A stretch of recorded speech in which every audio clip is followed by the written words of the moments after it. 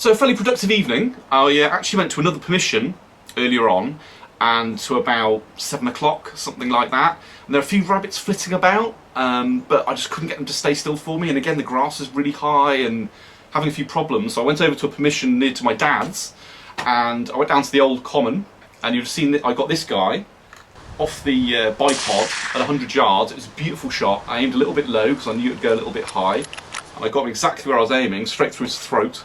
And as you can see, it literally just passed through his throat. Bit brutal, but this would be a good eater. It's a buck as well, so it's not full.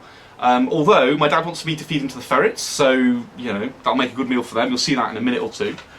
And you will have also seen they've got a fox. Bit of a memento, a bit scraggly. He wasn't in great condition. Now that was weird because I was literally coming back, almost back at the farm, and I was just thinking to myself, there's this huge field I'm walking across. I was thinking to myself, oh, it's a pity I didn't see a fox tonight.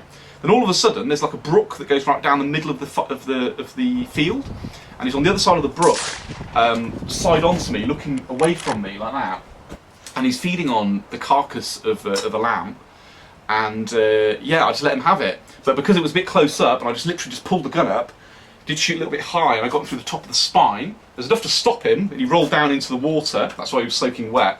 And unfortunately, I did have to put another round into him just to make sure he was dead. Now that makes me a bit nervous, really, because that's like, you know, 5-6 yards going down into a brook where there's stones and stuff.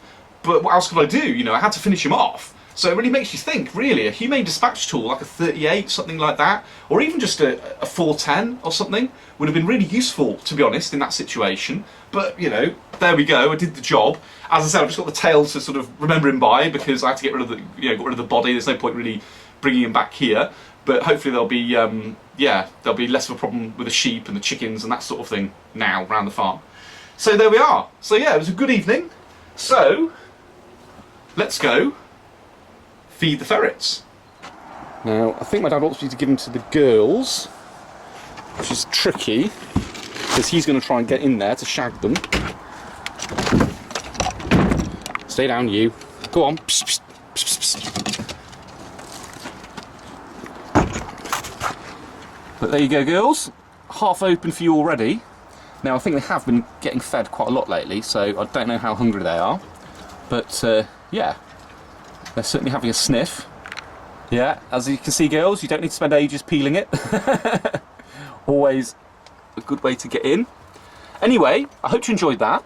There'll be hopefully more shooting like this to come. Keep watching.